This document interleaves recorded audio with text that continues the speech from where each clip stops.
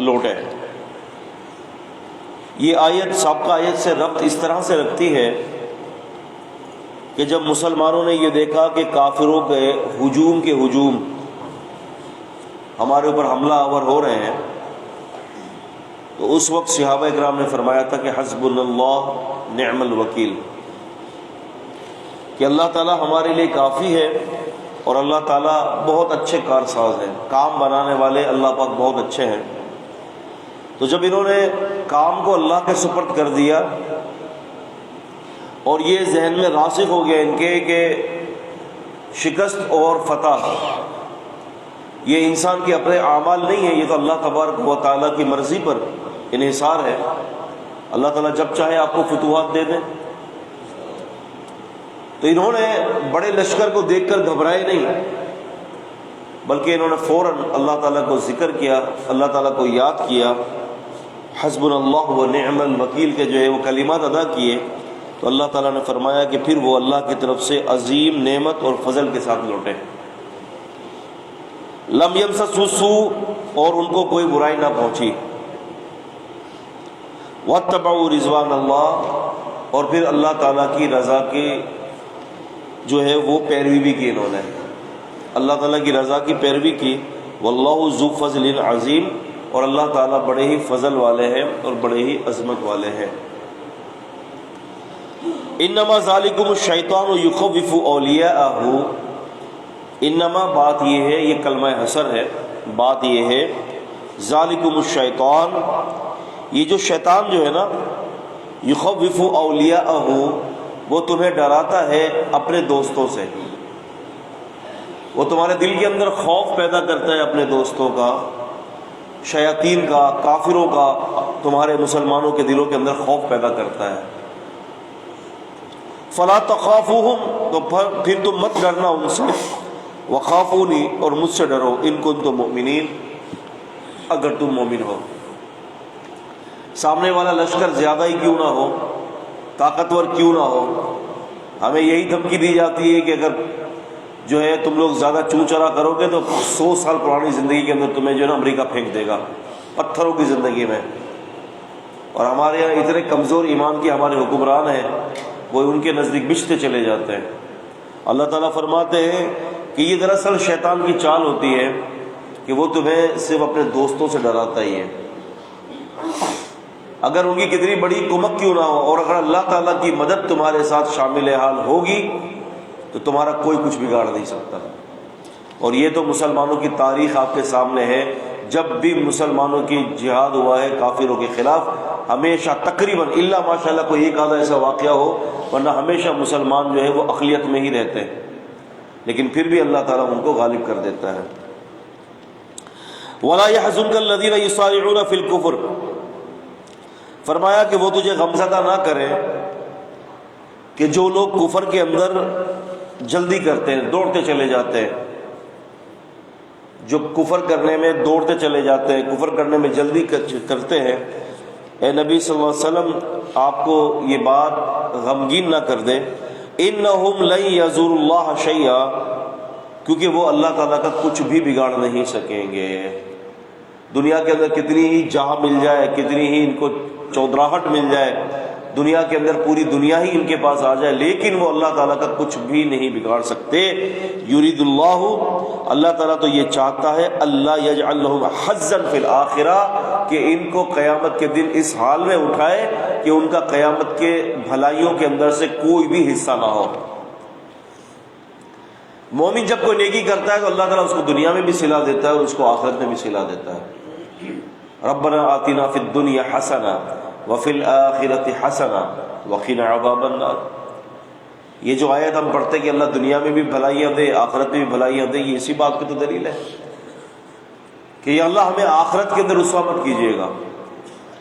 نبی علیہ السلام فرماتے ہیں کہ لیکن آپ کی حدیثوں کا مفہوم ہے کہ جو کافر جو دنیا کے اندر نیکیاں کرتے ہیں، بڑی بڑی NGOs چلاتے ہیں، جو کچھ بھی کرتے ہیں، اللہ تعالیٰ ان کا بدلہ ان کو دنیا میں دے دیتا ہے اور آخرت کے اندر ان کا کوئی حصہ نہیں ہوتا۔ یعنی آخرت میں جب وہ کھڑے ہوں گے تو ان کے نامہ اعمال کے اندر جو بھی انہوں نے نیکیاں کی ہیں وہ ساری نیکیوں کا بدلہ اللہ نے دنیا میں دے دیا، آخرت کے اندر کوئی صلہ باقی نہیں رہے گا ان کے لیے۔ فرمایا وَلَهُمْ عَذَابٌ عَظِيمٌ، اور ان کے لیے بہت بڑا عذاب ہے۔ إِنَّ الَّذِينَ اشْتَرَوُا الْكُفْرَ بِالْإِيمَانِ، یقیناً جن لوگوں نے خریدا کفر کو ایمان کے بدلے، حالانکہ ہونا یہ چاہیے کہ ایمان کو خرید لیتے کفر کے بدلے۔ أُولَٰئِكَ الَّذِينَ اشْتَرَوُا الضَّلَالَةَ بِالْهُدَىٰ فَمَا رَبِحَتْ تِجَارَتُهُمْ وَمَا كَانُوا مُهْتَدِينَ، یہ وہ لوگ ہیں کہ جنہوں نے گمراہی کو ہدایت کے بدلے خرید لیا، اب ان کی اس تجارت نے ان کو فائدہ نہ دیا اور نہ ہی یہ لوگ ہدایت پر ہیں۔ تو فرمایا کہ یہ وہ لوگ ہیں کہ جنہوں نے کفر کو خرید لیا ایمان کے بدلے، اور لن یضر اللہ شیئا، تو وہ یاد رکھ لیں کہ یہ اللہ تعالیٰ کا کچھ نقصان نہیں ہے، اللہ تعالیٰ کا کچھ نہیں بگڑا، ان کا ہی بگڑا ہے۔ وَلَهُمْ عَذَابٌ عَلِيمٌ، اور ان کے لیے ٹیس سے مارنے والا عذاب ہے، ٹیس سے مارنے والا، درد دینے والا۔ آپ نے دیکھا ہوگا ایک تو چیز ہوتی ہے جو درد ہوتی ہے، لیکن ایک دفعہ ایسا درد ہوتا ہے کہ جو آدھے سر کے اندر جو ٹیسیں نکلتی ہیں نا، اس کو کہتے ہیں درد والی تکلیف۔ تو قیامت کے دن ان کی ٹیسیں نکلیں گی، اس قدر ان کو تکلیف پہنچے گی۔ وَلَا يَحْسَبَنَّ الَّذِينَ كَفَرُوا أَنَّمَا نُمْلِي لَهُمْ خَيْرٌ لِأَنفُسِهِمْ، کافروں کو اللہ تعالیٰ خود دے رہا ہے، دنیا بھی دے رہا ہے، دنیا کی متاع بھی دے رہا ہے، بڑھتے چلے جا رہے ہیں، مال پیسہ خوب بڑھتے چلے جا رہے ہیں، خوب بڑھتے چلے جا رہے ہیں، حکومتوں پر حکومتیں ہاتھ میں آ رہی ہیں، لیکن اللہ تعالیٰ فرماتے ہیں کہ یہ کافر لوگ ان دنیا کی آرائشوں سے اور ان دنیا کی مال و متاع کے حصول کے بعد یہ نہ سوچیں کہ یہ بڑے کامیاب ہو گئے۔ انما نملی لہم خیر لانفسہم، یہ تو ایک ڈھیل ہے جو ان کو دی جا رہی ہے اور یہ ڈھیل ان کے لیے بہتر ہے۔ انما نملی لہم لیزدادوا اثما، اور یہ ڈھیل ان کو ہم اس لیے دے رہے ہیں، دنیا کی مال و متاع ان کے قدموں میں اس لیے ڈال رہے ہیں کہ ان کے گناہوں کا بوجھ ان پر بڑھ جائے۔ قیامت کے دن وزن ہوگا نا، قیامت کے دن اللہ تعالیٰ وزن باقاعدہ ترازو قائم کرے گا، ایک ایک آپ کے اعمال کے جو ہے وہ ترازو قائم ہوگا۔ آپ نے سبحان اللہ کہا تو آپ کے اس لفظ کو بھی آپ کے اس ترازو کے اندر ڈال دیا جائے گا۔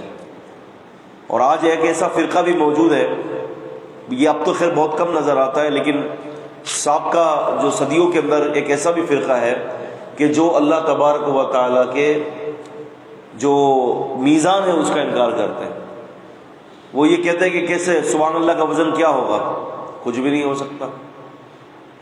وہ کلمہ کوئی کسی سولڈ پوزیشن میں تھوڑی نہ کوئی ہے، کوئی سولڈ پوزیشن ہوتی ہے تو اس کا وزن ہوتا ہے، کوئی الحمدللہ کہتا ہے تو اس کا کہاں سے وزن آ گیا۔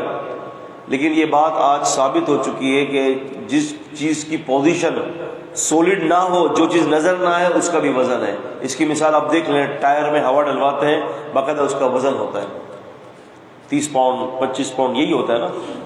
آپ دیکھ لیں کہ جس چیز کا بالکل کوئی وجود ہی نہیں ہے ظاہری، آپ کو وہ چیز میں ہوا آ رہی ہے، آپ کو محسوس ہو رہی ہے، لیکن آپ نے کب اس کو ہاتھ میں پکڑا اور آپ نے کب اس کا وزن کیا، لیکن آج وہ وزن ہو رہا ہے۔ تو قیامت کے دن بھی اللہ تبارک و تعالیٰ اس بات کا محتاج نہیں ہے کہ کسی سولڈ چیز ہو تو اس کا وزن کرے۔ اللہ پاک تو اس بات کے کسی چیز کے محتاج ہی نہیں ہے، یہ تو قادر مطلق ہے اللہ تعالیٰ۔ اور فَمَن يَعْمَلْ مِثْقَالَ ذَرَّةٍ خَيْرًا يَرَهُ، ذرے برابر بھی کوئی خیر لے کے آئے گا اس کو دیکھ لے گا، اور وزن کیا جائے گا آپ کی ایک نیکی کا۔ پھر جس کا نامہ اعمال بھاری ہوا نیکیوں کا، فَأُولَئِكَ هُمُ الْمُفْلِحُونَ، تو یہ لوگ کامیاب والے لوگ ہیں، یہ لوگ نجات پا جائیں گے۔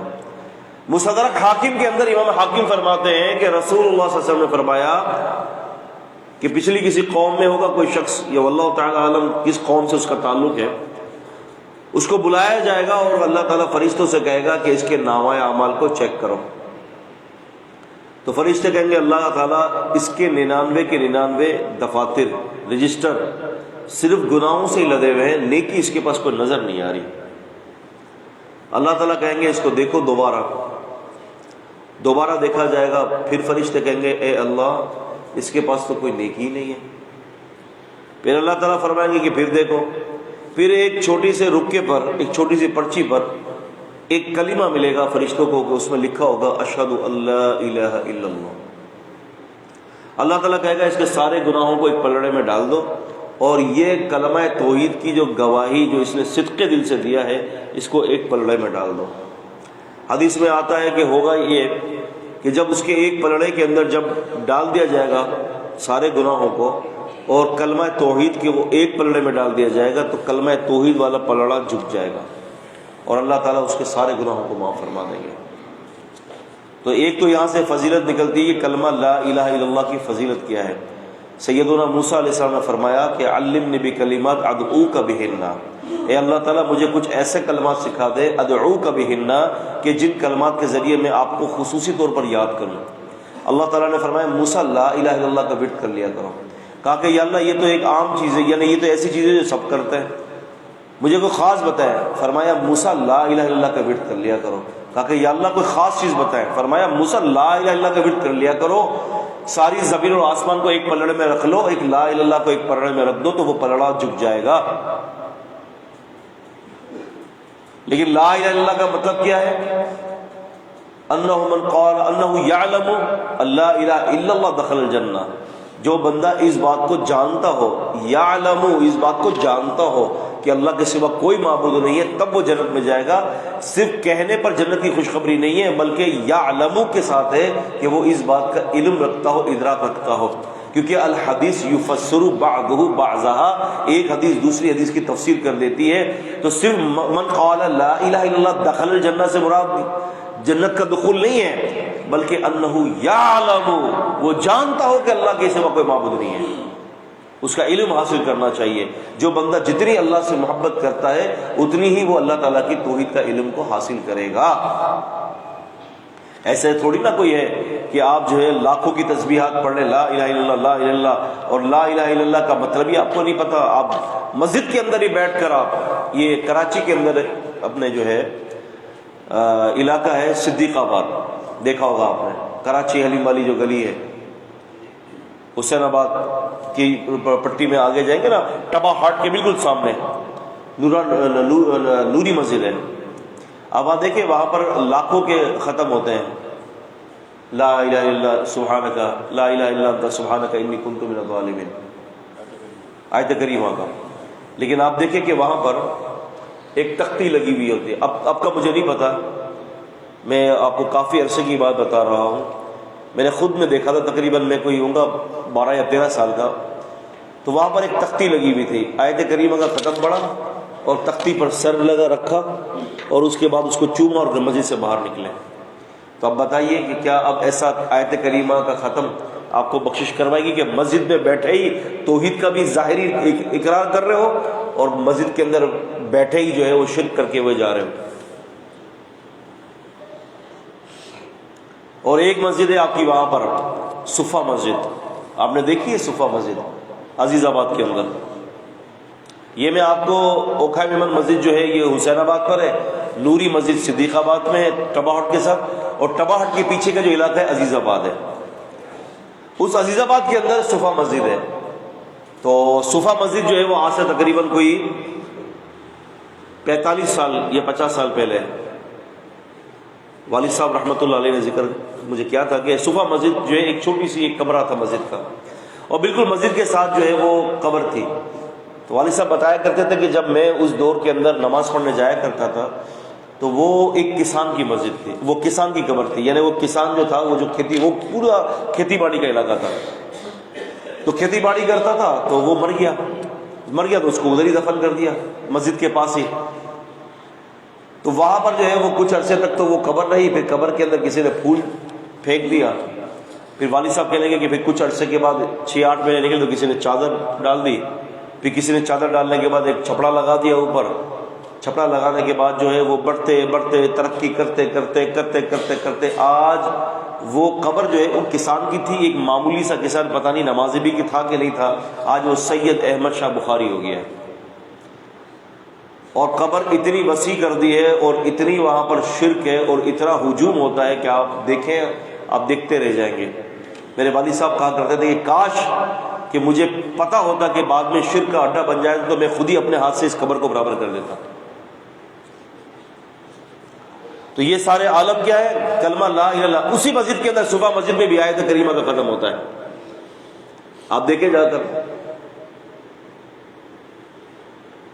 لیکن کیا فائدہ ایسے لا الہ الا انت سبحانک انی کنت من الظالمین پڑھنے کا کہ جو کلمہ آپ کو شرک سے نہ محفوظ کر سکے، یعنی وہ کلمے کو آپ سمجھ ہی نہیں رہے۔ آپ دیکھیں نا کہ آج کا مسلمان لاکھوں مرتبہ لا الہ الا اللہ کا اقرار کر لیتا ہے، لیکن ابو جہل نے ایک مرتبہ بھی لا الہ الا اللہ کا اقرار نہیں کیا تھا۔ کیوں؟ کہ آج کا مسلمان لا الہ الا اللہ کو مفہوم کو سمجھتا نہیں ہے، اسی لیے وہ سینکڑوں دفعہ کلمہ پڑھ لیتا ہے۔ ابو جہل نے لا الہ الا اللہ کو اس لیے نہیں پڑھا کہ وہ اس کے مفہوم کو سمجھتا تھا، اس کو پتا تھا کہ اس کی کیا بیڑیا ہے۔ آج ہمیں پتہ ہی نہیں ہے، تبھی تو اللہ تعالیٰ کہہ رہے ہیں کہ وما قدر اللہ حق قدرہ، اللہ کی قدر نہ کی جیسے کہ اس کی قدر کرنے کا حق ہے۔ اللہ پاک تو حقیقت میں ہوں، آپ ہو۔ اللہ تبارک و تعالیٰ کی ذات پر توکل کا تو وہ حق ہی نہیں ادا کیا جو ہم نے جو توکل کا ادا کرنا چاہیے تھا۔ ہم تو مخلوق کی طرف دیکھتے ہیں، ہم کب اپنے اللہ کی طرف دیکھا ہے؟ اس بات کو یقین کر لیں، آج سے لے کے جائیں اس بات کو، جو خیر اللہ نے آپ کی لکھی ہے وہ اللہ آپ کو دے گا، مخلوق سے کچھ نہیں ہوگا۔ اللہ کے رسول صلی اللہ علیہ وسلم، امام بخاری رحمہ اللہ صحیح بخاری میں روایت کرتے ہیں کہ اللہ کے رسول صلی اللہ علیہ وسلم اپنی جو ہے وہ تلوار درخت پہ لٹکا کر نیچے درخت کے نیچے آرام فرما رہے تھے۔ اترے میں ایک شخص آیا، کافر تھا، تلوار کھینچ لی نبی علیہ السلام پر، آپ کو کہتا ہے کہ اب آپ کو مجھ سے کون بچائے گا؟ توکل دیکھے فرمایا تو مجھے تو اللہ بچائے گا۔ بالکل یہ وہی سین ہے کہ اگر آپ کی پیشانی آپ کی کن پٹی پر اگر کوئی پسٹل رکھ دے اور گھوڑا اس کے ہاتھ میں ابھی دباتا ہوں، بتا تجھے کون بچائے گا؟ ہم تو آہو بکائے میں وقت گزار دیں گے۔ لیکن توکل کا عالم دیکھیں کہ نبی صلی اللہ علیہ وسلم نے فرمایا کہ مجھے اللہ بچائیں گے۔ 3 دفعہ اس نے یہ بات کہی، تینوں دفعہ اللہ کے نبی صلی اللہ علیہ وسلم نے یہ فرمایا کہ مجھے اللہ بچائیں گے۔ جب یہ بات کہی تو زمین کے اندر لرزہ قائم ہو گیا، اس کے ہاتھ سے وہ تلوار چھوٹ گئی۔ اب تلوار نبی صلی اللہ علیہ وسلم نے اٹھا لیا۔ آپ نے فرمایا کہ مجھے تو اللہ نے بچا لیا، اب تو بتا کہ تجھے اب کون بچائے گا؟ اب تجھے کون بچائے گا؟ اب وہ پریشان ہو گیا، اس کا تو عقیدہ ہی نہیں تھا اللہ پر، وہ کیا اللہ پاک کا نام لے گا؟ پھر لیکن نبی صلی اللہ علیہ وسلم نے درگزر کا معاملہ کیا، آپ نے چھوڑ دیا اس کو،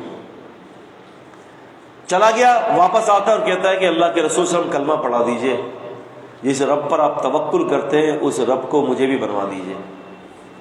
فوراً مسلمان ہو گیا۔ تو بات یہ ہے، اللہ تبارک و تعالیٰ فرماتے ہیں، بات کہیں اور نکل جاتی ہے اس کی تشریح کے اندر آیت کی، تو فرمایا کہ انما نملی لہم لیزدادوا اثما، ان کو ڈھیر ہم اس لیے دیتے ہیں کہ ان کی گناہ مزید بڑھ جائے، وَلَهُمْ عَذَابٌ مُّهِينٌ، اور ان کے لیے رسوا کرنے والا عذاب ہے۔ مَا كَانَ اللَّهُ لِيَذَرَ الْمُؤْمِنِينَ، اور اللہ تعالیٰ کبھی ایسا نہیں کرتا کہ ایمان والوں کو چھوڑ دے، اس حال میں چھوڑ دے، مَا أَنْتُمْ عَلَيْهِ، کہ جس پر تم ہو۔ اگر تم ایمان والے کمزور ہو رہا تو کبھی بھی ایسا نہیں ہوگا کہ اللہ تعالیٰ تمہیں کمزوری کی حالت میں تمہارے حوالے کر دے، نہیں، اللہ تعالیٰ تمہاری خوب مدد کریں گے، حتیٰ یہاں تک کہ یمیز الخبیث من الطیب، یہاں تک کہ اللہ تعالیٰ طیب کو خبیث سے الگ نہ کر لے، یعنی مسلمان کو منافق سے الگ نہ کر لے، کافر کو مسلمان سے الگ نہ کر دے۔ جہاد کے میدان میں اللہ تبارک و تعالیٰ تمہاری خوب آزمائش لیتا ہے، اور تمہیں آزمائش لینے کے بعد تمہیں فتوحات سے نوازتا ہے اور کافروں کو ذلیل اور خوار کر دیتا ہے۔ وَمَا كَانَ اللَّهُ لِيُطْلِعَكُمْ عَلَى الْغَيْبِ، اور نہیں اللہ تعالیٰ کہ تمہیں خبر دے غیب کی۔ اب یہاں سے کشف کی تردید ہو جاتی ہے۔ اللہ نہیں ہے کہ تمہیں غیب کی خبریں دے کہ تم بیٹھے بیٹھے جنت بھی دیکھ لیتے ہو، بیٹھے بیٹھے جہنم بھی دیکھ لیتے ہو، بیٹھے بیٹھے تمہیں پتہ بھی چل جاتا ہے کہ تمہاری اماں عذاب کے اندر ہے، لکھا ہوا ہے نا فضائل اعمال میں اس کو پتہ چل گیا کہ ماں عذاب کے اندر مبتلا ہے تو فوراً 3 لاکھ درود کا تحفہ پیش کر دیا، پھر پتہ چلا کہ جنت میں چلی گئی ہے۔ اس سے کشف کا رد ہوتا ہے۔ جو صوفیوں کی گھر کی دہلیز کی لونڈی ہے کشف، آئے دن کشف ہی ہوتے رہتے ہیں ان کو۔ تو فرمایا وما کان اللہ لیطلعکم علی الغیب، سب سے اولین مخاطب کون ہے یہاں پر؟ کم، یہ جمع مذکر مخاطب ہے، کون ہے یہاں پر؟ صحابہ۔ فرمایا صحابہ کرام کو بھی ہم نہیں بتائیں گے تو پھر عام آدمی کے اوپر کشف کیسے ہو جائے گا؟ سوچیں۔ ولیکن اللہ یجتبی من رسلہ من یشاء، لیکن اللہ تعالیٰ رسولوں کو چن لیتا ہے، رسولوں کو غیب کی خبر بتاتا ہے کہ کیا ہونا ہے کیا نہیں ہونا، اور وہ بھی رسولوں کے اختیار میں نہیں ہوتا، جب چاہتے ہیں اللہ تعالیٰ ان کو مطلع کر دیتے ہیں۔ عالم الغیب فلا یظہر علی غیبہ احدا الا من ارتضی من رسول، سورہ جن میں فرمایا اللہ تعالیٰ عالم الغیب ہے، وہ اپنے غیب کی خبر کسی کو نہیں بتاتا مگر وہ اپنے رسولوں کو چن لیتا ہے۔ فآمنوا باللہ ورسلہ، اور ایمان لاؤ بس اللہ پر اور اس کے رسولوں پر۔ وَإِن تُؤْمِنُوا وَتَتَّقُوا، اگر تم ایمان لے آؤ اور تقوی اختیار کرو، فَلَكُمْ أَجْرٌ عَظِيمٌ، تو تمہارے لیے بہت بڑا اجر ہے۔ وَلَا يَحْسَبَنَّ الَّذِينَ يَبْخِلُونَ بِمَا آتَاهُمُ اللَّهُ مِنْ فَضْلِهِ، یہاں بخیل لوگوں کی مذمت کی جا رہی ہے۔ پہلے اللہ نے جان مانگا تھا اللہ کے رستے میں، اب اللہ تعالیٰ اپنے رستے میں مال مانگ رہا ہے، اس کی فضیلت بتا رہا ہے۔ وَلَا يَحْسَبَنَّ الَّذِينَ يَبْخِلُونَ بِمَا آتَاهُمُ اللَّهُ مِنْ فَضْلِهِ، ہرگز وہ لوگ گمان نہ کریں جو بخل کرتے ہیں بما آتاہم اللہ من فضلہ، جو اللہ نے ان کو دیا، جیب میں ہاتھ نہیں جاتا۔ اللہ کے راستے میں ایسے بدنصیبوں کو میں نے دیکھا ہے کہ ان کے جیب میں ہاتھ ہی نہیں جاتا کہ وہ اللہ کے راستے میں کچھ خرچ کریں، یعنی یہ اتنا عیب ہے کہ اللہ تبارک و تعالی اس عیب کو اتنا ناپسند کرتے ہیں کہ اس آیت کے اندر اس کا ذکر کر دیا ہے کہ کنجوس جو لوگ ہوتے ہیں نا وہ گمان نہ کریں کہ جو اللہ نے ان کو دیا ہے اب کہ اس کا جمع شدہ مال اس کے لیے بہتر ہے، بھلے وہ گاڑیاں بنا لے، بنگلے بنا لے، بڑے وہ اپنی جائیداد بنا لے، جو اللہ کے راستے میں مال خرچ نہیں کرتا۔ بل ہوا شر لہم، بلکہ وہ اس کے لیے بدترین مال ہے، اس کے لیے شر ہے اس کے لیے۔ اللہ کے رسول صلی اللہ علیہ وسلم کے پاس ایک عورت آئی، امام ابو داؤد نے سنن ابی داؤد میں ذکر کیا ہے، بوندے اور چوڑیاں اور سونے کی پہنی ہوئی تھی، تو کہنے لگی کہ حل ہی کنز یا رسول اللہ صلی اللہ علیہ وسلم، کیا کہا؟ حل ہی کنز یا رسول اللہ صلی اللہ علیہ وسلم، اے اللہ کے رسول صلی اللہ علیہ وسلم کیا یہ کنز ہے؟ عربی میں کنز اس مال کو کہا جاتا ہے کہ جس کی زکات نہ نکالی جائے تو قیامت کے دن اژدھا بن کر وہ آپ کو ڈسے گا۔ تو صحابیہ نے فرمایا کہ اللہ کی قسم کیا یہ میں نے جو زیورات پہن رکھے کیا یہ کنز ہے؟ تو آپ صلی اللہ علیہ وسلم نے پھر اس کو ترغیب دی کہ تو اس کی زکات نکال لے، یعنی اگر تو زکات نکالے گی تو پھر یہ کنز نہیں ہوگا، اور اگر زکات نہیں نکالے گی تو پھر کنز ہوگا۔ اور زکات نہ نکالنے کے لیے بھی ہیلے بنائے ہوئے ہیں۔ ہمارے یہاں کچھ لوگ ایسے ہیں جو زکات نہ نکالنے پر ہیلے کرتے ہیں۔ اب ہیلے کیا ہے؟ میں اس کی ایک چھوٹی سی جھلک دے دیتا ہوں آپ کو۔ خاوند کے نام پر 5 کروڑ کی جائیداد ہے، اب 1 کروڑ پر 2.5 لاکھ ہے، 15 لاکھ روپے زکات نکل رہی ہے۔ سال گزر گیا، ابھی بس زکات فرض ہونے والی ہے، خاوند نے اس 5 کروڑ کی جائیداد اپنے بیوی کے نام کر دی، میں نے تمہیں دے دیا۔ کیا کہا؟ میں نے تمہیں دے دیا۔ اب یہ اس کا ہو گیا، زکات نہیں نکلی، سال نکلنے سے پہلے اس نے ٹرانسفر کر دیا۔ اب بیوی پر زکات فرض ہونے کو آئی تو اس نے کہا میں نے اپنے بچے کو دے دیا، پھر بچا لیا۔ تو یہ بات آپ یہ سمجھ لیں کہ یہ تو دراصل اپنے آپ کو دھوکہ دے رہے ہیں نا، اللہ تعالیٰ نہیں جانتا کہ یہ کیوں ہو رہا ہے؟ تو ایسے لوگ بھی چورن بیچنے والے ہیں۔ امام بخاری رحمۃ اللہ علیہ کی قبر کو اللہ تعالیٰ منور فرمائے، آپ نے صحیح بخاری کے اندر کتاب الحیلہ کے نام سے پورا ایک چیپٹر قائم کیا، یعنی پوری کتاب قائم کی ہے۔ اور معاف کیجیے گا میں غلط بات نہیں کہہ رہا، امام ابو حنیفہ رحمۃ اللہ علیہ کے مذہب کے خلاف انہوں نے یہ تقریباً کتابوں کے اندر باب قائم کیا ہے کہ امام ابو حنیفہ کا جو مذہب ہے نا اس کے اندر ہیلے بہت ہیں۔ مثال کے طور پر امام بخاری فرماتے ہیں کہ نبی صلی اللہ علیہ وسلم نے فرمایا اللہ تعالیٰ بغیر وضو کے نماز کو قبول نہیں کرتا۔ امام حنیفہ رحمہ اللہ کے مذہب کے اندر ہے کہ اگر آپ اتحیات میں ہوں اور آپ کی ری خارج ہو گئی تو کوئی بات نہیں، اپنی نماز کو پورا کر لیں۔ اتحیات میں ہوا نکل گئی، وضو ٹوٹ گیا، لیکن ان کے مذہب کے اندر ہے کہ کوئی بات نہیں، سلام پھیلو نماز ہو گئی۔ امام بخاری فرماتے ہیں یہ ہیلا ہے۔ ہیلے کا دوسرا معنی ڈرامے بازی ہی ہے، کہتے ہیں اس لیے کہ اللہ کے نبی صلی اللہ علیہ وسلم نے فرمایا کہ اللہ تعالیٰ بغیر وضو کے نماز قبول نہیں کرتا۔ تو اس قسم کے ہیلے اور بہانے جو ہے نا یہ تراشے جاتے ہیں کہ تاکہ زکوٰۃ نہ دی جائے، بل ہوا شر لہم، بلکہ وہ ان کے لیے بدترین مال ہے۔ وہ وَمَن يُوقَ شُحَّ نَفْسِهِ فَأُولَٰئِكَ هُمُ الْمُفْلِحُونَ۔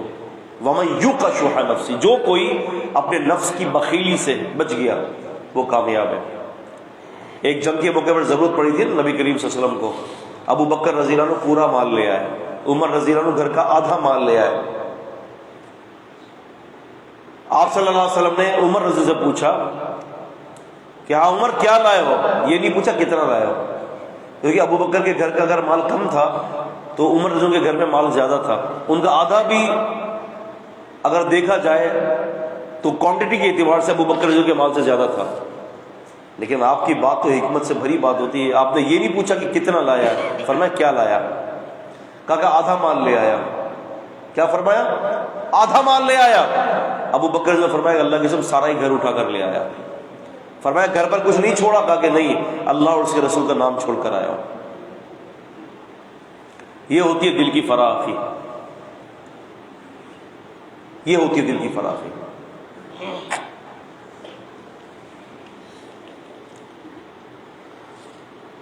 سَيُطَوَّقُونَ مَا بُخِلُوا بِهِ يَوْمَ الْقِيَامَةِ، اور عنقریب ان کو طوق پہنایا جائے گا ان کے بخل کی وجہ سے قیامت کے دن۔ اب یہاں یاد رکھیں کہ یہ مسلمان اور کافر دونوں ہیں، اس کی وعید کے اندر مسلمان اور کافر دونوں ہیں، اگرچہ یہ کانٹیکس جو ہے وہ کافروں کے حوالے سے بات چل رہی ہے، لیکن اس کی وعید کے اندر بخیلی کے کافر اور مسلمان دونوں شریک ہیں، کیونکہ یہاں پر جو علت بیان کی جا رہی ہے وہ علت کفر نہیں ہے، وہ علت بخیلی۔ وَلِلَّهِ مِيرَاثُ السَّمَاوَاتِ وَالْأَرْضِ، اور اللہ ہی کی میراث ہے زمین اور آسمان میں۔ اور ہمارے ہاں اگر کچھ لوگ جو ہے اللہ آپ کا بھلا کرے مال خرچ کرتے ہیں تو بسا اوقات اخلاص نیت نہیں ہوتی۔ یاد رکھیں کہ مال خرچ کرنے کے ساتھ اخلاص نیت بھی ہو۔ میں نے بہت سارے ایسے لوگوں کو دیکھا ہے، ایک تو ہمارے یہاں جو ہے نا سارا معاملہ ہی تبدیل ہو گیا ہے۔ سلف صالحین کے دور میں جو امیر لوگ ہوتے تھے وہ علماء کے دروازے کے چکر لگاتے تھے مال دینے کے لیے، اور آج علماء جو ہے نا امیروں کے دروازوں کا چکر لگا رہے ہیں۔ اللہ تعالی ہمارے علماء پر رحم فرمائے، اور امیروں کو بھی اس بات کا بہت خیال رکھنا چاہیے کہ وہ کوشش کریں کہ علماء کو جو ہے نا اپنے دروازوں میں بلانے کی جگہ پر جو ہے ان کی حاجتوں کو ان کے گھروں پر پورا کریں، اور ایسے لوگ ہیں اور وہ بہت کم مقدار میں۔ اللہ اکبر۔ تو فرمایا اللہ ہی کی میراث ہے زمین اور آسمانوں کی، واللہ بما تعملون خبیر، اور جو کچھ تم عمل کرتے ہو اللہ تعالیٰ خبر رکھتا ہے۔ لقد سمع اللہ قول الذین قالوا ان اللہ فقیر ونحن اغنیاء، اللہ تعالیٰ نے ان لوگوں کی بات سن لی جن لوگوں نے یہ کہا کہ اللہ تعالیٰ جو ہے وہ محتاج اور فقیر ہو چکا ہے اور ہم غنی ہیں۔ یہ ہوا یہ تھا کہ اللہ تعالیٰ نے یوں فرمایا تھا کہ من ذا الذی یقرض اللہ قرضا حسنا یضاعف له، سورہ بقرہ کے آیت نمبر 245 ہے، 245ویں آیت ہے غالباً۔ تو اللہ تعالیٰ فرمایا کہ کون ہے جو اللہ تعالیٰ کو قرض دے، اللہ تعالیٰ اس کو دگنا کر کے دے گا۔ تو یہود کے گروہ نے کہا کہ لو بھائی تمہارا اللہ تو فقیر ہو چکا ہے، اب ہم سے مانگ رہا ہے قرض، اور سود کو خود حرام کرتا ہے اور خود سود دے رہا ہے، ڈبل کر کے دے رہا ہے۔ اِنَّ لِلَّهِ وَإِنَّا إِلَيْهِ راجعون۔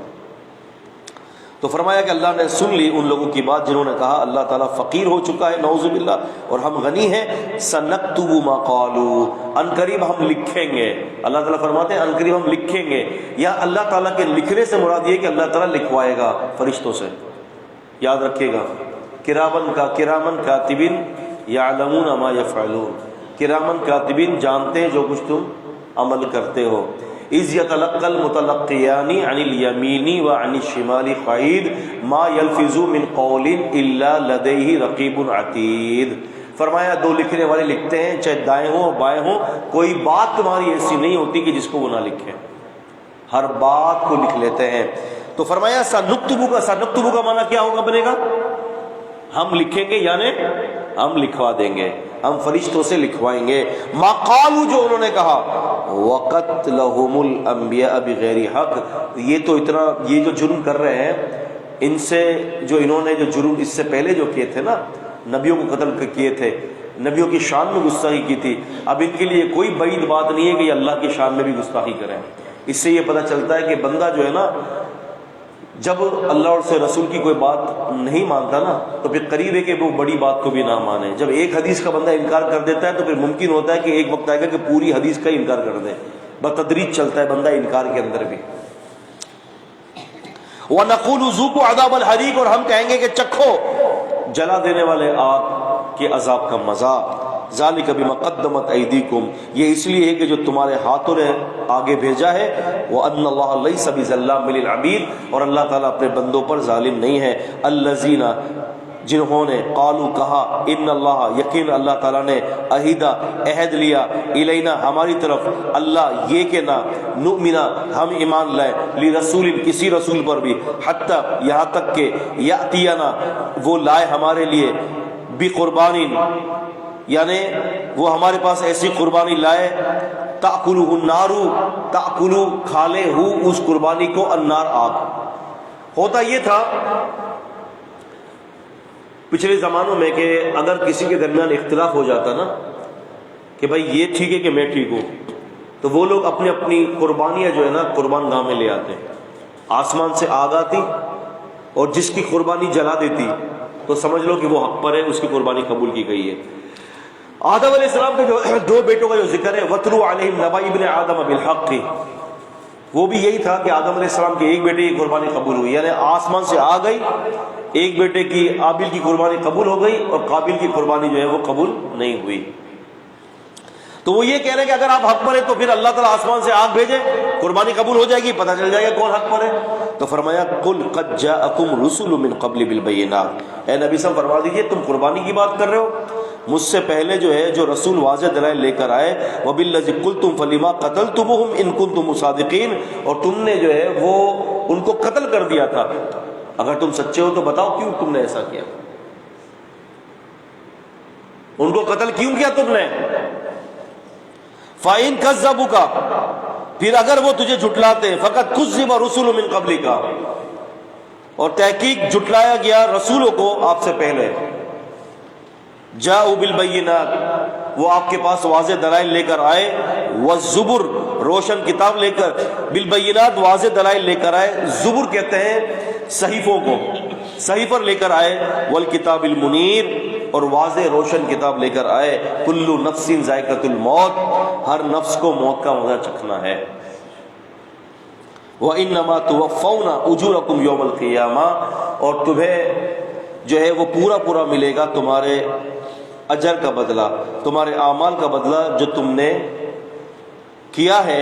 فَمَنْ زُحْزِحَ عَنِ النَّارِ، فرمایا کہ دیکھو کامیابی کا معیار تو یہ ہے کہ جس کو بچا لیا گیا جہنم کی آگ سے، وَأُدْخِلَ الْجَنَّةَ فَقَدْ فَازَ، اور جس کو جنت میں داخل کر دیا گیا وہ کامیاب ہو گیا۔ وَمَا الْحَيَاةُ الدُّنْيَا إِلَّا مَتَاعُ الْغُرُورِ، اور دنیا گانی زندگی دھوکے کے سوا کچھ بھی نہیں ہے، دنیا گانی زندگی جو ہے وہ دھوکے کے سوا جو ہے وہ کچھ بھی نہیں ہے۔ لَتُبْلَوُنَّ فِي أَمْوَالِكُمْ وَأَنفُسِكُمْ، اور فرمایا کہ یقیناً تم اپنے مالوں اور اپنی جانوں میں ضرور آزمائے جاؤ گے، اللہ تعالیٰ تمہیں تمہارے جان میں بھی آزمائے گا، تمہیں مال میں بھی آزمائے گا۔ فرمایا نا اللہ تبارک و تعالیٰ نے، اگر آپ نے سورہ بقرہ پڑھی ہو آپ کو یاد ہوگا، وَلَنَبْلُوَنَّكُمْ بِشَيْءٍ مِّنَ الْخَوْفِ وَالْجُوعِ وَالنَّقْصِ مِّنَ الْأَمْوَالِ وَالْأَنفُسِ وَالثَّمَرَاتِ وَبَشِّرِ الصَّابِرِينَ الَّذِينَ إِذَا أَصَابَتْهُمْ مُصِيبَةٌ قَالُوا إِنَّا لِلَّهِ وَإِنَّا إِلَيْهِ رَاجِعُونَ أُولَٰئِكَ عَلَيْهِمْ صَلَوَاتٌ مِّن رَّبِّهِمْ وَرَحْمَةٌ وَأُولَٰئِكَ هُمُ الْمُهْتَدُونَ۔ یہ آپ نے پڑھا ہے سورہ بقرہ میں. ضرور اللہ تعالیٰ آزمائے گا آپ کو، جانوں کا نقصان دے کر، مالوں کا نقصان دے کر، پھلوں کا نقصان دے کر، ہر نقصان دے کر اللہ تعالیٰ آپ کو آزمائے گا. تو فرمایا کہ جو جہنم کی آگ سے بچا لیا گیا، جنت میں داخل ہو گیا، وہ کامیابی ہے، اور دنیا کی زندگی دھوکے کے سوا کچھ نہیں ہے. اور اللہ تعالیٰ تمہیں ضرور تمہارے مالوں اور تمہارے جانوں کے حوالے سے آزمائے گا.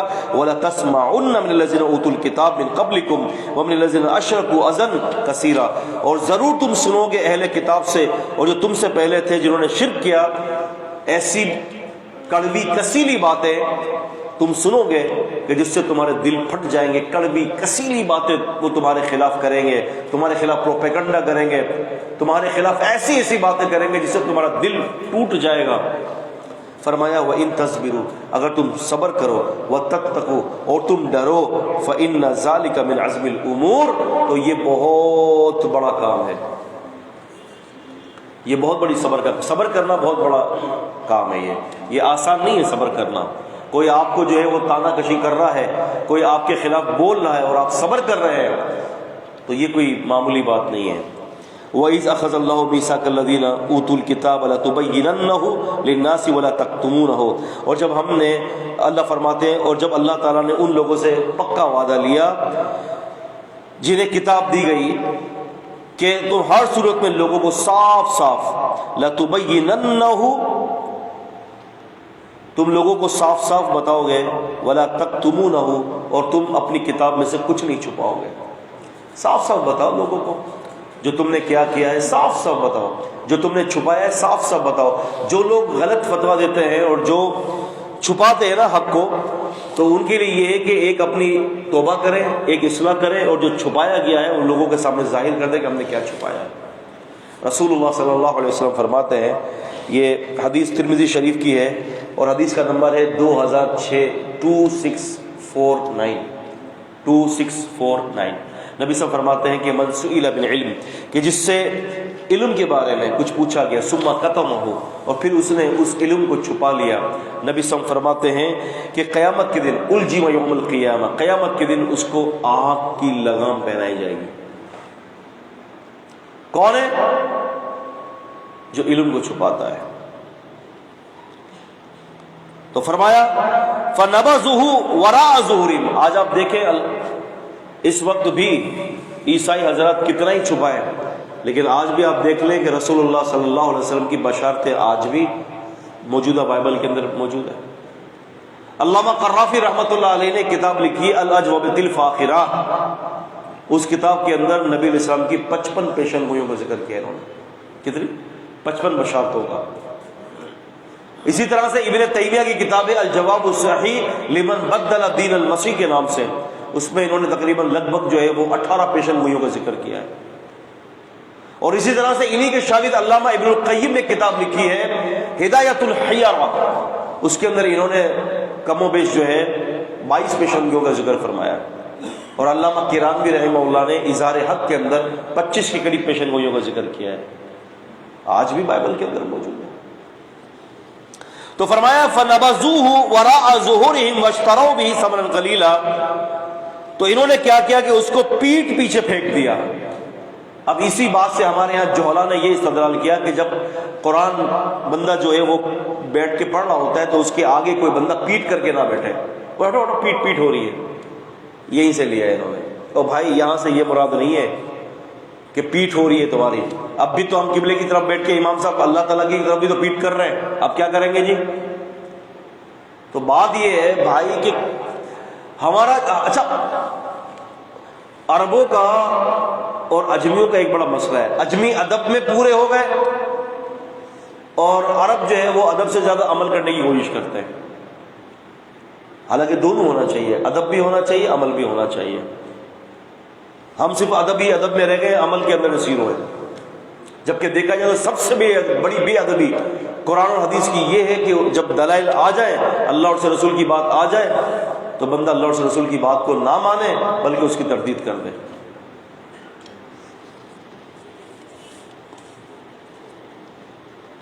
تو فرمایا کہ انہوں نے کیا کیا کہ اپنی کمر کے پیچھے پھینک دیا. واشتروا بہ ثمنا قلیلا، پسے پشت ڈال دیا اور پھر اللہ کی آیتوں کو جھوٹے تھوڑے منافعوں کے اندر بیچ دیا. آپ دیکھیں اس امت کے اندر تعویذ گنڈوں کا کیسا رواج ہے، کیسے اللہ تعالیٰ کی آیتوں کو بیچتے ہیں. اور آپ نے کبھی یہ تعویذ کھول کر دیکھا ہے؟ آپ دیکھیں ذرا.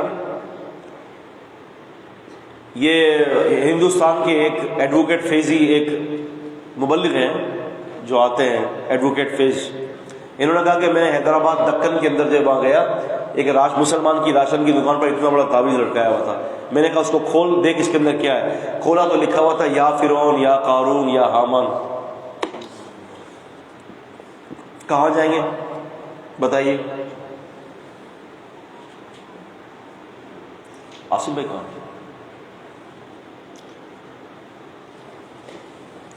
تو فرمایا کہ انہوں نے کیا کیا کہ اپنی کمر کے پیچھے پھینک دیا. واشتروا بھی ثمنا قلیلا، اور تھوڑے منافع میں بیچا. فبئس ما یشترون، اور بہت ہی بدترین ہے وہ سودا جو انہوں نے کیا ہے. لا تحسبن الذين يفرحون بما اتوا ويحبون ان يحمدوا بما لم يفعلوا. فرمایا کہ ہرگز گمان نہ کریں وہ لوگ جو خوش ہوتے ہیں جو انہوں نے دیا، اور وہ یہ چاہتے ہیں کہ ان کی تعریفیں ہو جائیں. کام کچھ بھی نہیں کیا اور تعریفیں ہو خوب.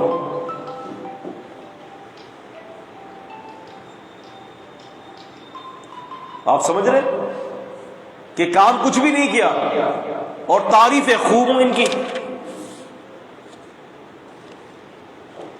فلا تحسبنهم بمفازۃ من العذاب، ہرگز یہ خیال نہ کریں کہ ان کو عذاب سے نجات مل جائے گی. بمفازہ، مفازہ فازہ فوزن سے نکلا ہے، اس کا مطلب ہے نجات پانا. کبھی بھی ان کو آگ سے نجات نہیں دی جائے گی. وَلَهُمْ عَذَابٌ أَلِيمٌ، اور ان کے لیے درد دینے والا عذاب ہے. وَلِلَّهِ مُلْكُ السَّمَاوَاتِ وَالْأَرْضِ، اور اللہ ہی کی بادشاہت زمینوں اور آسمانوں میں. وَاللَّهُ عَلَى كُلِّ شَيْءٍ قَدِيرٌ، اور اللہ تعالیٰ ہر چیز پر پوری قدرت رکھتے ہیں. یعنی اس رکوع کا جو اختتام یہاں پر ہو رہا ہے واللہ علی کل شیء قدیر سے ہو رہا ہے. بات فتوحات پر تھی، بات بخیلی پر تھی، بات غنا کی تھی، بات جہاد کی تھی. ایک آخری بات کہہ کر بات کو مکمل کیا جا رہا ہے. سن لو، ان تمام باتوں پر اللہ تعالیٰ پورے اختیار رکھتے ہیں. چاہے تو وہ تمہیں غلبہ دیں، چاہے تو وہ تمہیں مغلوب کر دیں، چاہے تو وہ تمہیں غنی کر دے، چاہے تو وہ تمہیں فقیر کر دے، چاہے تو وہ تمہیں عزت دے، چاہے تو وہ تمہیں ذلت دے، چاہے تو وہ تمہیں غالب کر دے، چاہے تو وہ تمہیں مغلوب کر دے، چاہے تو تمہیں وہ عذاب مبتلا کر دے، یا چاہے تو وہ تمہیں جنت میں ڈال دے. آخری آیت دیکھیں، واللہ علی کل شیء قدیر کا پورا احاطہ یہاں پر پوری سورہ آل عمران کے ساتھ ہے. اب ایک اور نئی چیز، ان فی خلق السماوات والارض واختلاف اللیل والنہار لآیات لأولی الالباب. بے شک آسمان اور زمینوں کے پیدا کرنے اور رات اور دن کے بدلنے میں عقل والوں کے لیے بہت بڑی نشانیاں ہیں. واختلاف اللیل والنہار، دن اور رات کے اختلاف میں بہت بڑی نشانیاں ہیں. اللہ تعالیٰ اپنی قدرت کی نشانیاں آپ کو دعوت دیتا ہے کہ زمین اور آسمان کی بناوٹوں پر غور کرو اور اللہ تعالیٰ کی ذات اور اس کی قدرت کو اندازہ لگاؤ. کتنے بڑی قدرت والے ہیں اللہ پاک، کتنی بڑی اللہ پاک کی طاقت ہے. فرمایا کہ لآیات لأولی الالباب. اب اس آیت کا سابقہ آیتوں سے کیا ربط ہوگا؟ سابقہ آیتوں سے ربط یہ ہے کہ کافر، منافق، جتنے بھی یہ باطل فرقے ہیں، یہ ہوتے ہی اسی وقت پیدا کہ جب وہ اللہ کی نشانیوں پر اور اللہ کی توحید پر غور نہیں کرتے، تب جا کر وہ بھٹکتے ہیں. اب غور کروایا جا رہا ہے.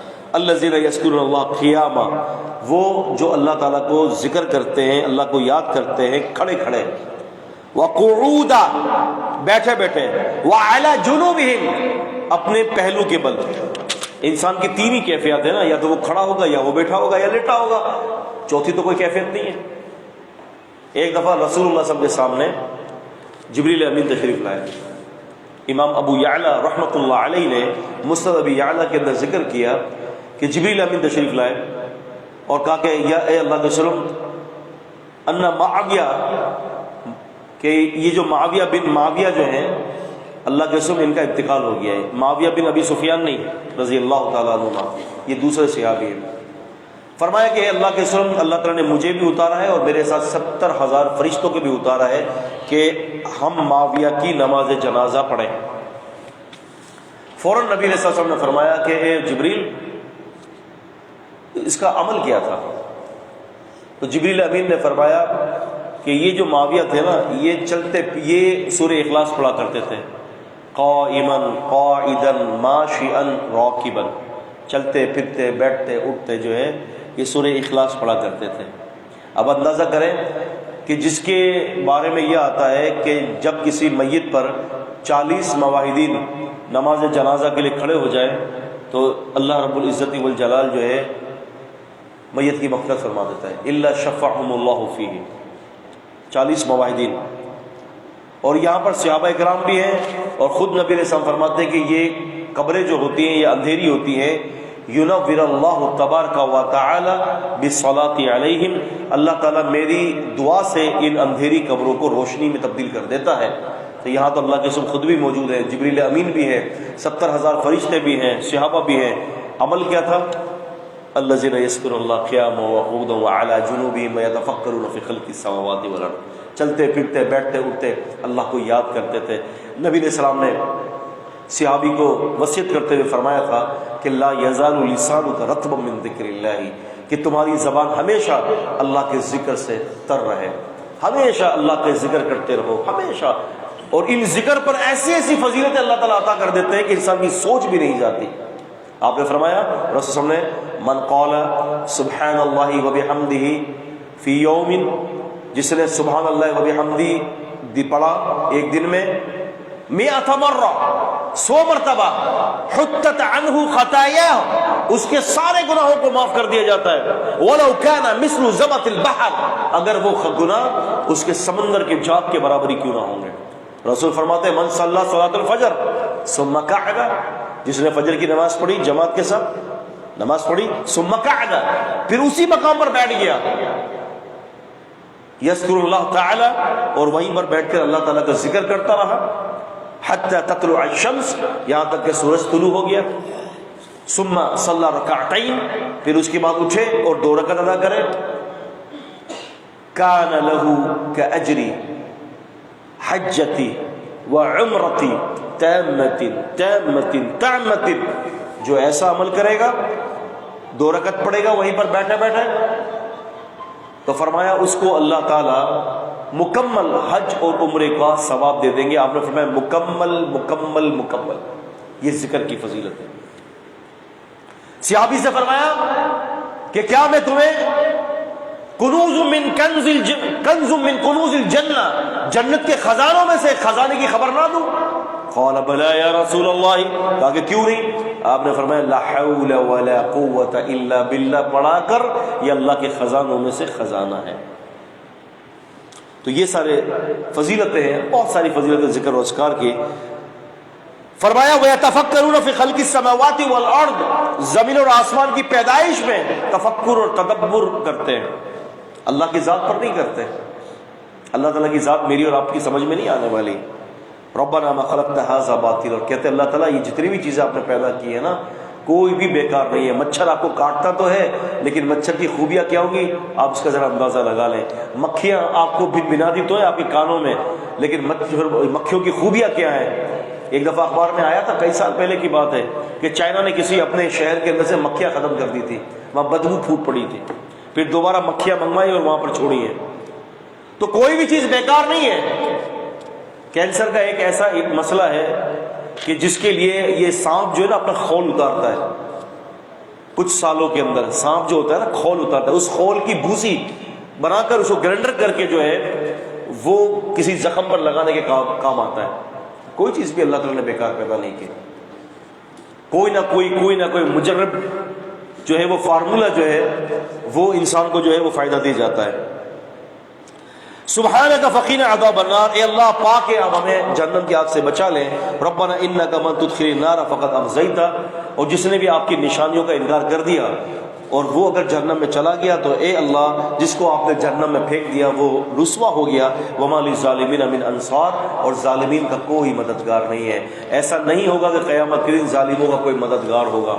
اللہ تعالیٰ نے بنی اسرائیل سے کہا تھا نا کہ دیکھو تمہارے ہاں قیامت کے دن تمہارے کوئی کام نہیں آئے گا اور نہ ہی تمہارے لیے کوئی سفارشی کھڑا ہوگا. تو فرمایا کہ دیکھو ظالموں کا کوئی مددگار نہیں ہے. ربنا اننا سمعنا منادیا ینادی للایمان. اب مسلمانوں کی یہ دعا ہے، اے ہمارے رب ہم نے سنا ایک منادی کر رہا تھا، پکار رہا تھا ایمان کی طرف، ان آمنوا بربکم، کہ ایمان لاؤ اپنے رب پر. آمنو جو ہوتا ہے نا، آمنو ایمان والوں کو کہتے ہیں، آمنو امر کا صیغہ ایمان لاؤ، ٹھیک ہے، کہ تم ایمان لاؤ. اللہ تعالیٰ نے ایک جگہ پہ قرآن مجید میں فرمایا یا ایھا الذین آمنوا آمنو، اے ایمان والو ایمان لاؤ. کیوں؟ کہ جیسے تم ایمان لا رہے ہو نا ایسے ایمان لاؤ کہ مکمل طور پر ایمان لاؤ. ایک بات کو مان کر دوسری کو چھوڑنا، دوسری کو مان کر تیسری کو چھوڑنا، ایسے ہرگز مت کرنا. ربنا فاغفر لنا ذنوبنا، اے اللہ ہمارے گناہوں کو معاف کر دیجئے، وکفر عنا سیئاتنا، اور ہمارے گناہوں کو. اب ذنوب اور سیئات ہیں تو دونوں گناہ، ذنوب بڑے گناہوں کو کہتے ہیں، سیئات اس کے مقابلے میں چھوٹے گناہوں کو کہتے ہیں. پہلے فرمایا کہ معاف کر دیجئے ہمارے گناہوں کو، اور پھر فرمایا کہ وکفر عنا سیئاتنا، اور ہمارے چھوٹے چھوٹے گناہوں کو بھی ہم سے دور کر دیجئے. وہ معاف ہے یہاں دور کرنا ہے، دور کر دیں. وتوفنا مع الابرار، اور ہمیں نیکوں کے ساتھ فوت کر، جو نیک بندے ہیں ہمارا حشر ان کے ساتھ کر. ربنا وآتنا، اے اللہ اور ہمیں عطا کیجئے، ما وعدتنا علی رسولک، جو آپ نے اپنے رسولوں کے ذریعے وعدہ کیا ہے، ولا تخزنا یوم القیامہ، اور ہمیں قیامت کے دن رسوا مت کیجیے گا. انک لا تخلف المیعاد، اور آپ تو کبھی بھی اپنے وعدے کے خلاف نہیں کرتے. فاستجاب لهم ربهم، پس قبول کر لی اللہ نے ان کی دعا کو. انی لا اضیع عمل عامل منکم، اللہ تعالیٰ تم میں سے کسی بھی عامل کے عمل کو ضائع نہیں کرے گا. من ذکر او انثی، چاہے وہ مرد ہو کہ چاہے وہ عورت ہو. ہم اجر دینے میں مرد اور عورت کو دونوں کو برابری دیتے ہیں.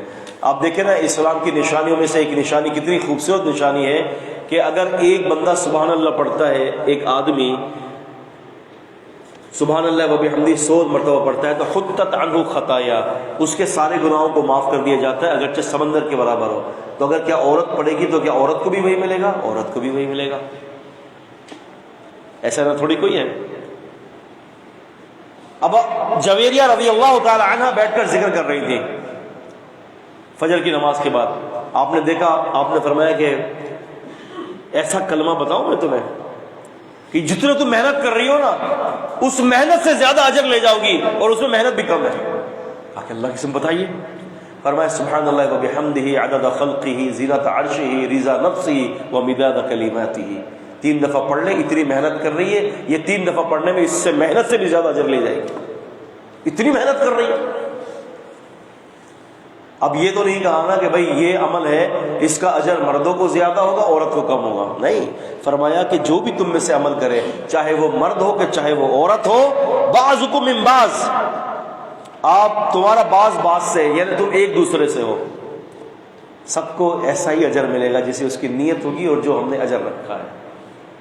کسی پہ ظلم نہیں ہے. فالذین ہاجروا، پس جن لوگوں نے ہجرت کی. اب ہجرت کرنے والوں میں مرد ہو کہ عورت ہو، وہاجروا ہجرت کی، واخرجوا من دیارہم، اور نکالے گئے اپنے گھروں سے، واوذوا فی سبیلی، اور میرے راستے کے اندر ان کو تکلیف پہنچی، وقاتلوا وقتلوا، قتل بھی ہوئے اور قتل بھی کیا، لأکفرن عنہم سیئاتہم، ان کے گناہوں کو ہم نے معاف کر دیا.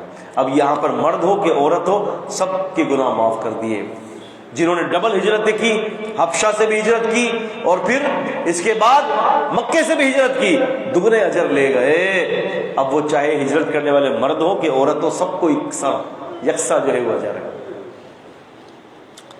وَلَأُدْخِلَنَّهُمْ، اور ضرور ہم داخل کر دیں گے ان کو، جنات تجری من تحت الانہار، ایسے باغات میں جس کے نیچے سے نہریں جاری ہیں، ثوابا من عند اللہ، اور یہ تو اجر و ثواب تو اللہ کی طرف سے ہے. سبحان اللہ. میرے رب نے عورتوں پر بھی نوازا. اگر آپ کو اللہ تعالیٰ نے جو ہے وہ جہاد پر شہادت کی موت دی تو عورتوں کو بھی اس سے جو ہے وہ دور نہیں رکھا. اگر کوئی عورت درد ذہ کے اندر جو ہے وہ مر جاتی ہے تو اس کو بھی اللہ شہادت کا ثواب عطا فرماتے ہیں.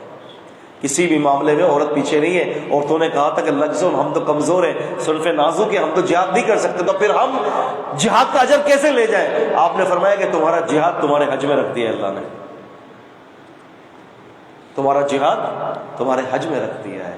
آپ اعمال کو دیکھیں.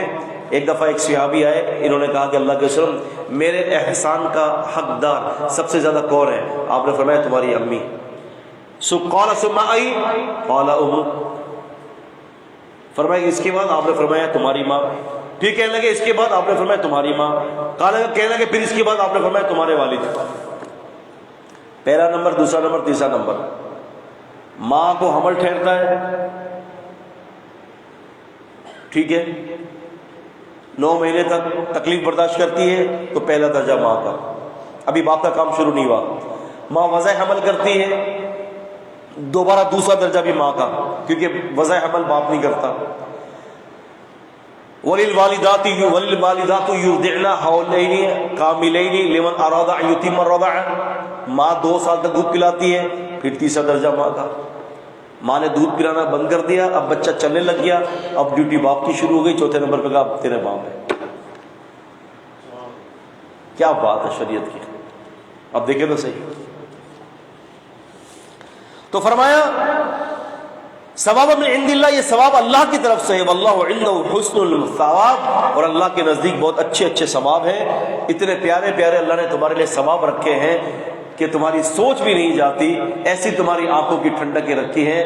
اعددت لعبادی الصالحین, میں نے اپنے نیک بندوں کے لیے وہ نعمتیں تیار کر دی ہیں کہ اللہ تعالیٰ فرماتے ہیں کہ مالا عین رات, جسے کسی آج تک مالا عین رات کسی آنکھوں نے نہیں دیکھا, ولا اذن سمعت, اور نہ ہی کسی کان نے سنا, ولا خطر علی قلب بشر, اور نہ ہی کسی کے دل کے اندر اس کا خیال گزرا ہے.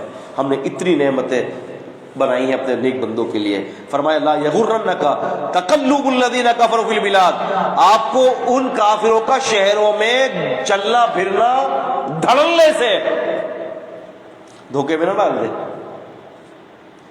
متاع قلیل, یہ ساری دنیا کا فائدہ تھوڑا ہے. ثم مأواہم جہنم, پھر ان کا جہنم ان کے لیے کافی ہے. وبئس المہاد, اور یہ بہت بری جگہ ہے بچھونے کے اعتبار سے. جہنم بچھونا ہوگا ان کا. آپ اندازہ کریں کہ جس کے لیٹنے کی جگہ یہ آگ ہو تو پھر اس کے لیے کیا خیر ہوگی.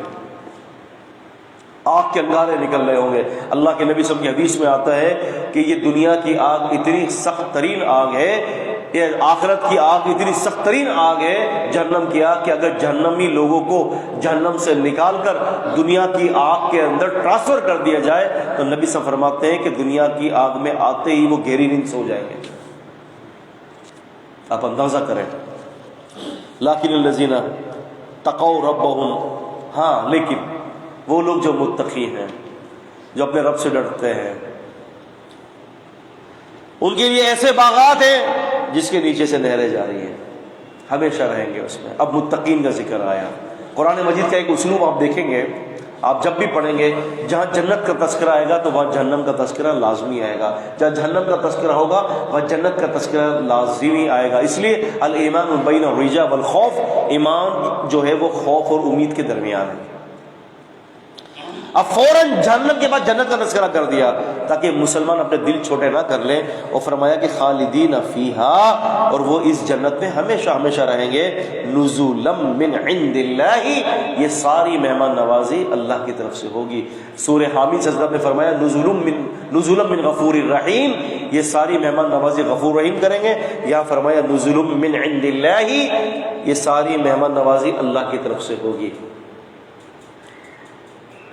یہاں غفور رحیم کیوں نہیں کہا, وہاں غفور رحیم کیوں کہا؟ سوچا ہے؟ آئیے اس علمی پردے سے پردہ بھی آپ کے سامنے اٹھاتا ہوں. وہاں غفور رحیم اس لیے کہا کہ وہاں جان کو فوت کرنے کا ذکر ہے. پہلی دفعہ جان کو فوت کرنے میں ہی بخش دیا جائے گا تو ہی جنت کے میوے اور جنت کی نعمتوں سے استفادہ کرے گا, اسی لیے غفور کہا. اور یہاں پر ابھی جان فوت کرنے کا ذکر نہیں ہے, یہاں تو سارے مرحلوں کے بعد کے جنت میں جانے کا ذکر ہے. تو فرمایا کہ یہ اللہ ہے جو تم پر اتنا مہربان ہے. یہاں اللہ نے اپنے ذاتی نام, اس میں جلالہ کے نام سے اپنے آپ کو ذکر کیا ہے, اور وہاں پر اللہ نے اپنی صفت کے ساتھ ذکر کیا ہے. کیوں کہ بخشنے کے بعد ہی جنت ملتی ہے، اور وہاں روح کے نکلنے کا تذکرہ تھا. جب تک کہ روح کے نکلتے وقت بخش نہیں دیا جائے گا تب تک جنت اس کے لیے حلال نہیں بن سکتی. کیا سمجھے؟ یہ فائدہ ہے یہاں پر. قرآن مجید کے اندر کوئی بھی اگر آپ لفظ دیکھیں گے تو بغیر فائدے سے خالی نہیں ہوتا. کہیں اللہ تعالیٰ فرماتے ہیں وَلَن يَتَمَنَّوْهُ أَبَدًا، اور کہیں فرماتے ہیں وَلَا يَتَمَنَّوْهُ، وہ کبھی بھی اپنی خواہش نہیں کریں گے، اور کبھی فرماتے ہیں کہ وہ خواہش نہیں کریں گے. کہیں لن کا استعمال ہے، کہیں لا کا استعمال ہے. اگر ہم اس کو دیکھتے ہیں کہ لن اور لا کا کیوں استعمال کیا اللہ نے، لن کا مطلب ہرگز نہیں اور لا کا مطلب نہیں، حالانکہ دونوں ایک ہی چیز ہے. لن کسی چیز کی بہت زیادہ تجدید کے لیے بولا جاتا ہے، سختی کے لیے. جہاں آخرت کی بات آ جاتی ہے تو لن یتمنوا کا کہہ دیا، ہرگز وہ تمنا نہیں کریں گے.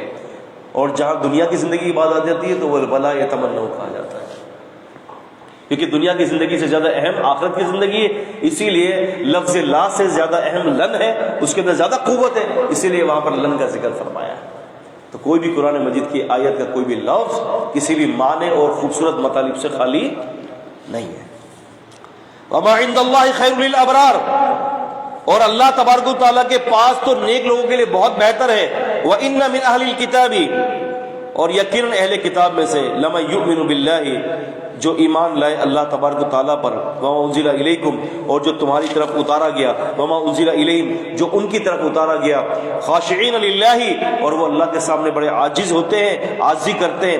لا یشترون بآیات ثمنا قلیلا، اور بآیات اللہ ثمنا قلیلا، اور وہ اللہ تعالیٰ کی آیتوں کو بیچتے نہیں ہیں. ادھر سے مراد وہ اہل کتاب ہے جو نبی کریم صلی اللہ علیہ وسلم پر ایمان بھی لے آئے، اور اپنے پچھلے سابقہ نبی پر بھی ایمان لائے، نبی کریم صلی اللہ علیہ وسلم پر بھی ایمان لائے، سابقہ کتابیں جو اتری اس پر بھی ایمان لائے، اور نبی کریم صلی اللہ علیہ وسلم پر جو کتاب نازل کی گئی ان تمام چیزوں پر وہ ایمان لائے.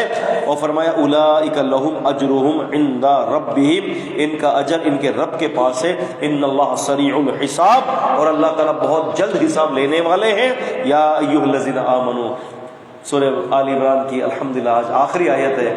اللہ پاک نے ہماری یہ سورہ آل عمران مکمل کر دی. اے ایمان والو، یا ایھا الذین آمنوا اصبروا، اے ایمان والو صبر کرو، وصابروا ورابطوا، اور مقابلے میں اپنے مورچوں پر ڈٹے رہو. مقابلے میں کافروں کے اپنے مورچوں پر ڈٹے رہو. جو شخص پہرے داری کرتا ہے نا سرحدوں کی، اسلامی سرحدوں کی پہرے داری کرتا ہے، قیامت تک کا یہ عمل اس کے لیے جاری ہوتا ہے. واتقوا اللہ، اور ڈرو اللہ سے، لعلکم تفلحون. پوری سورہ آل عمران کا خلاصہ لعلکم تفلحون کے اندر کر دیا ہے. یہ جتنی ساری ہم نے باتیں کی ہیں، عقیدہ توحید، آیات پر عمل، سابقہ نبیوں کا تذکرہ، منافقوں کا تذکرہ، جہنم کا تذکرہ، جنت کا تذکرہ، اپنی نعمتوں کا تذکرہ، نیک بندوں کا تذکرہ، نبیوں کا تذکرہ، پھر اس کے بعد دعاؤں کا تذکرہ، ان سب کا خلاصہ ہے لعلکم تفلحون. اقول قولی ھذا استغفر اللہ لی ولکم ولسائر المسلمین.